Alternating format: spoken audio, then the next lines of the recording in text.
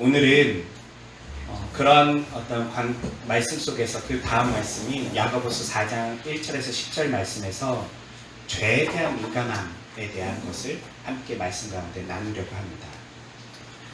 한 주간 뉴스를 보셨으면 알겠지만 굉장히 어떻게 보면 큰 이슈가 하나 있었어요. 그 이슈가 바로 연쇄살인마가 잡힌 이야기였어요. 저도 어렸을 때 기억이 나요. 화성 연쇄살인 사건을 어렸을 때부터 보았었고 거의 10번에 가까운 어떤 살인 행각을 벌였음에도 불구하고 잡히지 않은 어떤 살인마에 대한 이야기, 그것을 보면서 어린 시절부터 어떻게 그런 일이 일어날 수 있지? 라는 어떤 인간의 어떤 악함, 이런 것들을 뉴스 속에서 기억했던 기억이 제 안에 있습니다. 그런데 이 말씀을 오늘 제가 하면서 살인마 이야기를 좀 하는 이유는요, 오늘 말씀과 이 연쇄살인마에 대한 모습이 굉장히 유사해요. 무슨 말이냐면요, 인간의 본성과 인간의 쾌락을 자신의 마음대로 발현한 사람, 그 모습이 그 연쇄살인마를 통해서 드러나고 있다는 것이죠.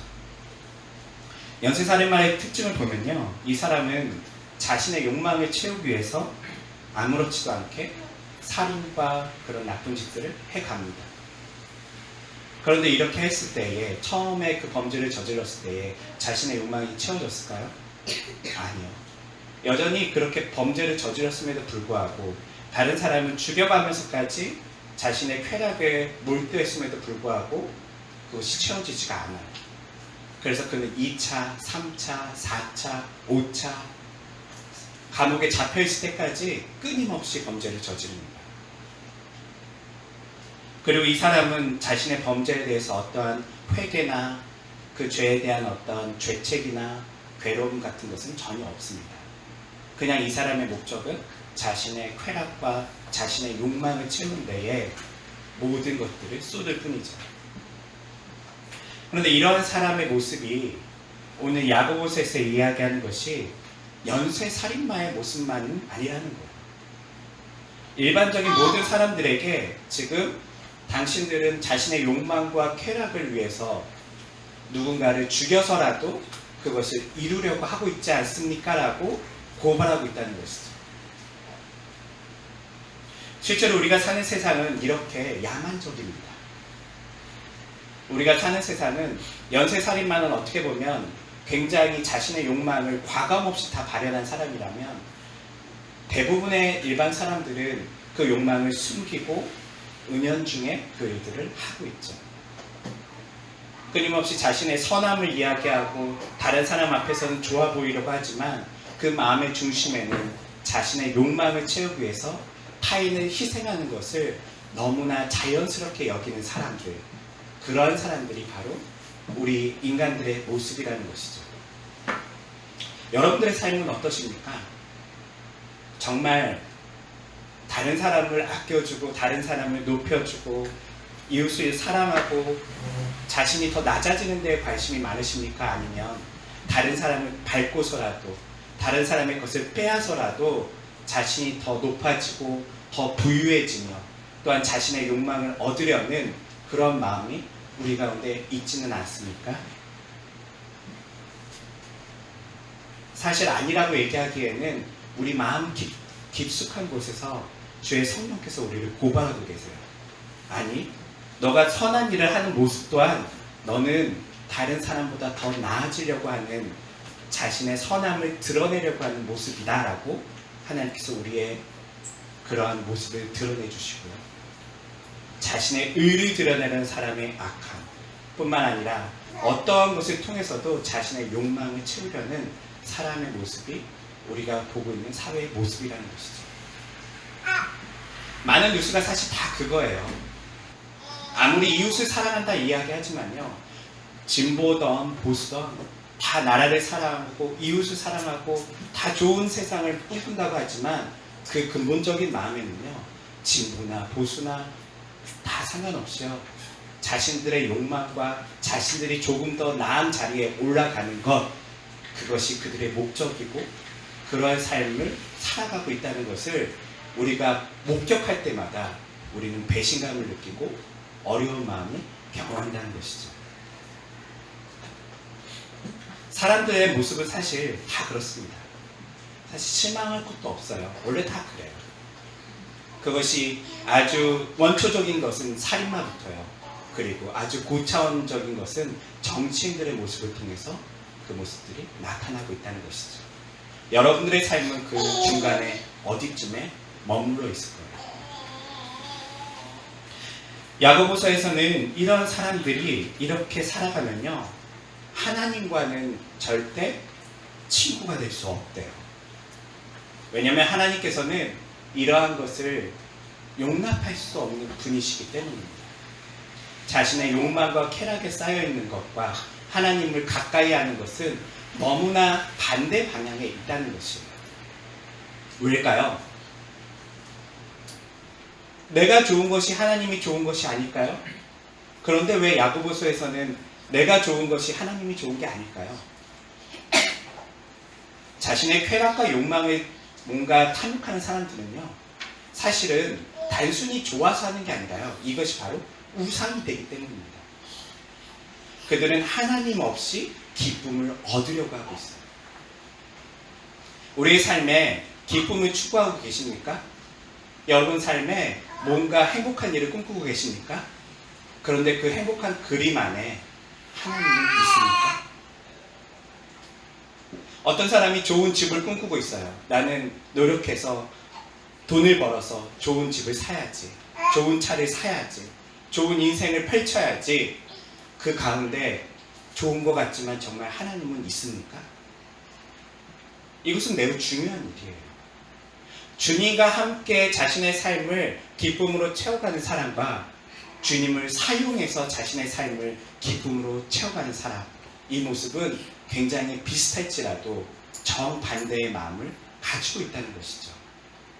주님을 사용하는 사람은요, 그 사람은 자신이 우상이 되는 거예요. 하나님은 기껏해야 말 그대로 램프에 나오는 지니 같은 존재밖에 안 되는 것이죠. 나의 소원을 들어주는 그런 나의 종 같은 신. 하나님을 모독하는 것이고요. 그리고 하나님을 멸시하는 거예요. 반대로 나의 삶에 어떤 것을 들여서라도 하나님이 기뻐하시고 하나님이 기뻐하시면 그것을 바라보며 내가 행복할 수 있는 삶, 그것을 꿈꾸는 사람은요, 그 사람은 정말 하나님을 예배하는 삶을 살아가는 것이죠. 오늘 야고보서는 그렇게 쾌락에 빠져 사는 사람은 하나님과 친구가 될 수 없다라고 명확하게 이야기하고 있어요. 그렇다면 하나님께서는 그 가운데, 그런 사람들 가운데 무슨 말씀을 하고 있냐면요, 그런데 하나님께서는 이 사람이 그 쾌락에 빠져서만 살기 원하지 않는다고 이야기하고 있어요. 그리고 하나님께서는 그 사람이 하나님 그 욕망에 머물러 있지 않고 하나님의 뜻대로 살 수 있게끔 힘을 주시기 원하신다라고 이야기하고 있어요. 그런데 어떻게 그 사람이 힘을 받을 수 있을까요? 거기에는 전제 조건이 있습니다. 바로 6절의 말씀이죠. 6절 말씀 함께 읽도록 할게요. 시작. 하나님께서는 우리에게 모든 악한 욕망에 대항할 힘을 주십니다. 그러나 성경에 말씀한 대로 하나님께서는 겸손한 사람에게는 힘을 주시지만 교만한 자는 물리치십니다. 네. 하나님께서는요, 모든 사람을 돕고 싶어 하신대요. 그 사람들이 다 이렇게 살인마나 세상의 원리대로 살아가는 어떤 그런 사람이 아닌 그 욕망과 쾌락에 빠져 살지 않고 그것을 이길 수 있는 힘을 주시고 싶은데 거기에는 반드시 한 가지 조건이 필요하대요. 바로 겸손한 마음입니다. 모든 사람 가운데 하나님께서는 빛을 비춰주시고 모든 사람이 하나님의 뜻대로 살길 원하세요. 그런데 이것을 받을 수 있는 조건은요, 겸손이라는 게 필요하다는 거예요. 왜 겸손한 사람에게는 하나님께서 힘을 주시고 교만한 자는 물리치실까요? 먼저 겸손한 사람의 특징이 뭘까요? 겸손한 사람은요, 그냥 착한 척하는 사람의 모습이 아니에요. 겸손하다는 건 뭘까요? 우린 뭘 보면서 겸손하다라고 생각할까요? 네, 자기를 드러내지 않는 것, 그것을 우리는 겸손하게 여기고요. 그리고 정말 겸손한 건 뭘까요? 자기를 낮추는 네, 자기를 낮추는 것. 맞아요. 그런데 저는 여기서 한 걸음 더 나가고 싶어요. 겸손한 건요, 진실한 거예요. 사실 자신의 자신을 정확하게 보고 있는 거예요. 모든 인간은요, 겸손해야 될 존재예요, 사실은. 우린 그렇게 교만할 만한 자격이 없습니다. 저도 저의 삶을 살면서요, 어떤 문제를 부딪힐 때마다 제 한계를 경험해요. 야, 내가 이거 하나 극복을 못하다니. 뭐 간단하게는 그런 거죠. 우리 가정에서 많이 일어나는 어떤 다툼이 있어요. 아내와 남편과의 다툼, 자녀와 부모와의 다툼. 사실 별거 아니에요. 별거 아닌 문제들이에요. 그런데요, 그 작은 하나의 감정 하나도요, 인간은 감당할 수가 없어요. 자신의 분노를 감당할 수 없고요. 자신의 어떤 연약함을요, 감당할 수 없어요.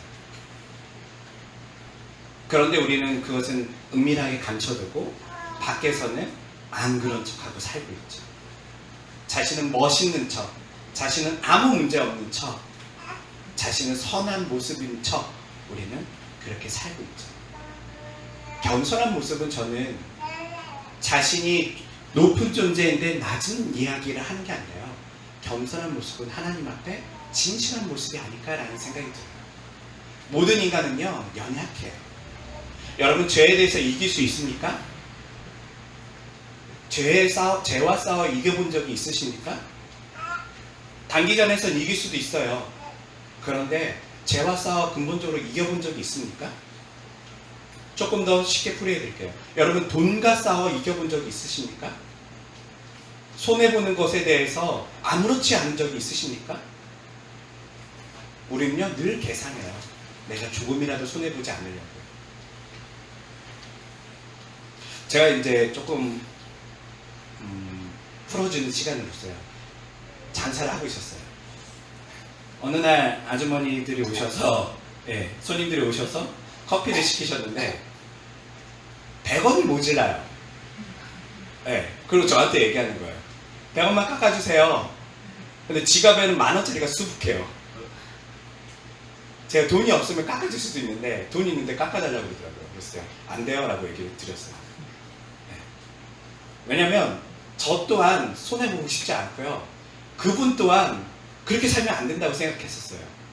100원이지만요 손해보고 싶지 않았어요. 기분 나빴어요. 줘도 돼요. 줘도 되는데 있는 사람이 10,000원 있는데 100원을 안 주려고 하는 그 마음이 너무 싫더라고요. 그리고 그분 또한 그 나쁜 마음이잖아요. 줄 수 있는데 제 거 뺏는 거잖아요. 그래서 안 줬어요. 이렇게 인간은요, 100원 가지고도 감정이 왔다 갔다 해요. 사실 우리가 정말 다 쿨한 사람이라면 그분도 아유 100원짜리가 없네요. 그냥 잔돈은 다 가지시죠. 이렇게 얘기하면 얼마나 좋아요. 그분도 그 100원을 가지고 어떻게든 100원의 이익을 보려고 했고요. 저도 100원을 절대 손해보고 싶지 않았던 마음이 제 마음이에요. 여러분, 어디 기부 많이 해보셨죠? 10,000원, 20,000원 어느 단체에 기부도 해보셨을 거예요. 그런데 어느 날 누군가 와서 여러분들에게 뭐 우리가 밥값을 계산했는데 계산이 잘못해서 여러분들이 10,000원 손해를 봤어요. 그날 하루 기분이 굉장히 안 좋으시죠? 10,000원이 아니라요, 1,000원만 손해봐도요, 우리는 슈퍼마켓에서 계산하다 1,000원만 누가 안 줘도요 막 화를 내요. 막 왜 그러세요? 우리는 그런 존재예요. 우리는 그렇게 연약한 존재예요. 그것만 우리들의 모습인가요? 우리는 아까 얘기했듯이 작은 감정 하나하나도요 절대 손해보고 싶지 않고요, 때로는 우리의 마음이 자신의 감정 또한 컨트롤할 수 없을 만큼 연약한 존재예요. 오늘 여러분 아침에 교회 오고 싶으셨어요? 예. 네. 아마 다 고민하셨을 거예요. 비가 이렇게 오면서 갈까 말까. 우리는요, 비 하나만 가지고도요 감정이 이렇고 저렇고, 아이고 오늘 이렇게 모함이 힘드냐, 오늘 왜 이렇게 우울해지냐? 이게 인간의 모습이라는 거예요. 밥 한 끼만 안 먹어도 기분이 확 나빠지고요. 아주 작은 것에서도 인간은 왔다 갔다 하는 연약한 존재라는 것을 우리는 잊고 살아요. 그럼 겸손이란 뭘까요? 그것을 바로 진실하게 하나님 앞에 드러내는 것이죠. 그게 바로 겸손한 사람이에요. 나는 정말 높은데 누구 앞에 아니에요, 저 낮은 사람입니다 라고 하는 사람은요, 이건 사실 겸손하고 조금 거리가 멀어요. 자신이 높다라고 생각하고 있는 거잖아요. 이 사람은 사실은 하나님 보시기에는 교만한 사람이에요. 진짜 겸손한 사람은요, 진짜 마음의 중심에서 아닙니다, 저 그 정도 사람 아닙니다, 저 그럴 만한 자격이 없습니다 라고 진실되게 이야기할 수 있는 사람이라는 것이죠. 외부에서 밖에서 봤을 때는 알 수가 없어요. 그렇지만 우리의 중심은 그것을 알 수가 있죠. 여러분들은 겸손한 사람이십니까? 교만한 사람들이십니까? 교만 덩어리입니다. 맞아요. 그게 진실한 거예요. 어쩌면 우리는 주님 저 교만한 사람이에요 라고 얘기하는 게 진실된 거고요. 자신의 교만을 인정하는 것이 겸손한 거예요. 하나님께서 이렇게 겸손한 사람은 도와줄 힘을 주시지만요, 그리고 교만한 사람은 물리치신대요. 왜 교만한 사람은 하나님의 도움을 받을 수 없을까요? 그는 하나님을 필요로 하지 않아요. 이 모든 문제에 대해서 자기가 스스로 해결할 수 있다라고 봐요. 그렇기 때문에 그는 구원을 받을 수도 없고 하나님의 도움을 받을 수도 없는 사람이 되는 것이죠. 왜 사람들이 하나님을 필요로 하지 않을까요? 정답은 단순합니다. 그들이 하나님을 몰라서요. 세상 사람들이 하나님을 몰라서 정말 하나님을 필요로 하지 않을까요? 아니요. 사실은요, 교만한 거예요. 내 인생은 내 마음대로 할 수 있다라고 생각하는 거예요. 심지어는 인간이라는 것이 자세히 들여다보면 자신이 아픈 거, 자신이 죽는 거, 어디에 사는 거 하나하나 다 자신이 컨트롤할 수 없음에도 불구하고 우리는 그것을 컨트롤할 수 있다라고 생각하면서 우리는 인간의 문명을 구축해가고 있어요. 그때 하나님께서는 뭐라고 하시죠? 교만한 자여 나에게서 물러나라. 우리 시대는 점점점 하나님 없이 사는 세상을 꿈꾸고 있습니다. 과학을 통하여, 의료를 통하여, 사회 보장 시스템을 통하여 하나님 없이도 살 수 있게끔 만들어가고 있어요. 하지만 그것은 과연 좋을까요? 저는 그렇게 생각하지는 않아요. 우리는 점점점 자신의 나약함을 발견해야 돼요. 인간의 한계를 발견해야 돼요.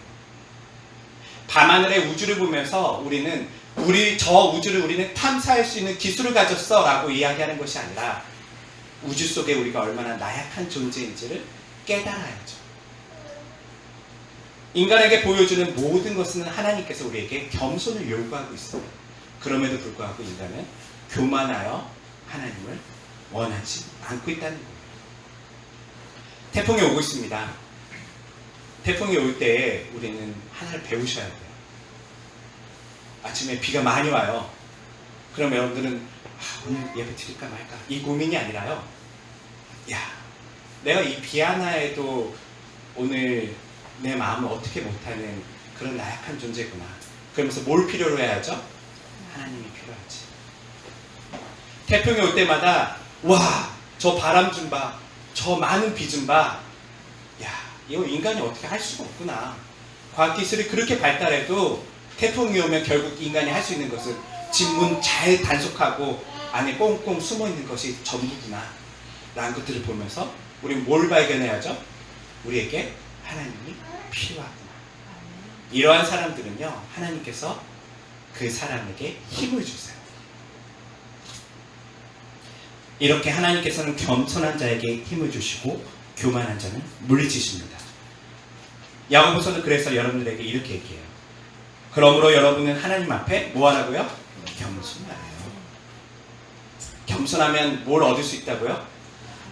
7절에 보면 뭐가 달아나죠? 예, 악마가 떠나간다.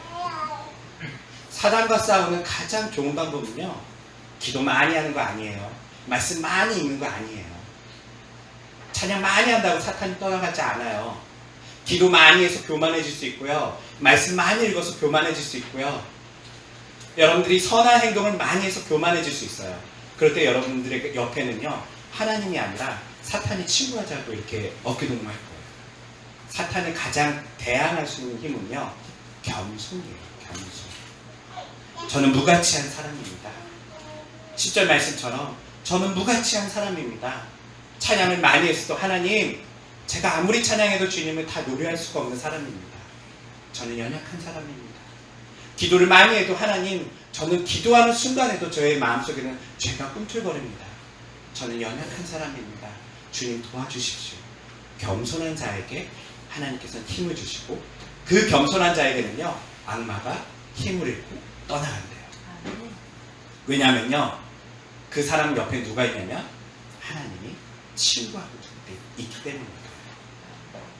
사랑하는 성도 여러분, 하나님과 친구가 되고 싶으십니까? 싶으십니다. 네, 싶으십니까? 네. 네. 아침이라서 발음이 잘 안 돼요. 그렇다면 겸손하셔야 돼요. 네. 다 성경에 나오는, 구약에 나오는 하나님을 만났던 사람, 위인들은요, 겸손한 사람들이었어요. 아브라함도 그랬고요, 모세도 그랬고요, 그리고 다윗도 그랬고요. 모든 사람들, 심지어는 예수님을 만났던 예수님의 제자들의 특징도요, 다 겸손한 사람이었어요. 주여 나를 떠나시옵소서. 나는 당신과 함께할 만한 그런 가치 있는 사람이 아닙니다. 라고 겸손한 자에게 하나님은 함께하세요. 그리고 교만한 자에게는 하나님은요, 그를 밀어버리세요. 그리고 교만한 자에게는 사탄이 침공하고 있죠. 오늘 말씀을 정리하도록 하겠습니다. 저는 이 말씀으로 마지막 여러분들과 말씀을 마무리하려고 해요. 바로 9절 말씀입니다. 네, 함께 읽어볼게요. 여러분이 악한 일을 저지를 거는 눈물을 흘리고 괴로워하십시오. 슬퍼하며 마음을 참회하십시오. 웃음보다는 슬픔을 배우고 기쁨보다는 괴로움을 배우십시오. 네, 이 말씀을 보면서 저는 개인적으로 제 삶을 좀 돌아다 봤어요. 돌이켜봤는데요, 전 그렇게 나쁜 사람은 아닙니다. 제가 스스로 저를 돌이켜봤을 때 크게 나쁜 짓 한 적 없고요, 교회에서도 성도들에게 사기치려고 하는 그런 사람도 아니에요. 그래서 제가 막 열심히 생각해봤어요. 제가 무슨 큰 죄를 저질렀을까? 큰 죄를 저지른 것 같지 않은 마음이 있는데요, 제 마음속에는 여전히 욕망이 들끓어요. 그 욕망을 다 발현하진 않지만요, 한 번씩 튀어나오기도 하고요. 여러분들에게 제 모든 것을 다 투명하게 보여줄 만한 사람은 아니에요. 특별히 개혁을 부르짖고 선한 일들을 도모하는 사람들은요, 무슨 문제에 빠질 수 있냐면요, 나는 죄인이 아니지, 저 나쁜 죄인들을 봐라, 저놈들을 개혁해야 되는데 라는 생각을 할 수 있어요. 그러면서 우리는 교만해져 가죠. 개혁을 부르짖을수록 교만한 사람에 가까워져요. 교만해지면 무엇에 취약해지냐면요, 죄에 취약해져요. 왜냐하면 자신을 의롭다라고 생각하기 때문에 이 정도 죄는 아무것도 아니지, 저 사람처럼 큰 죄를 저지른 사람을 우리가 고쳐야지, 이 정도는 다 짓고 사는 거 아니야? 라는 마음을 가지고 있어요. 여러분들의 마음속에 혹시 그런 마음이 있으십니까?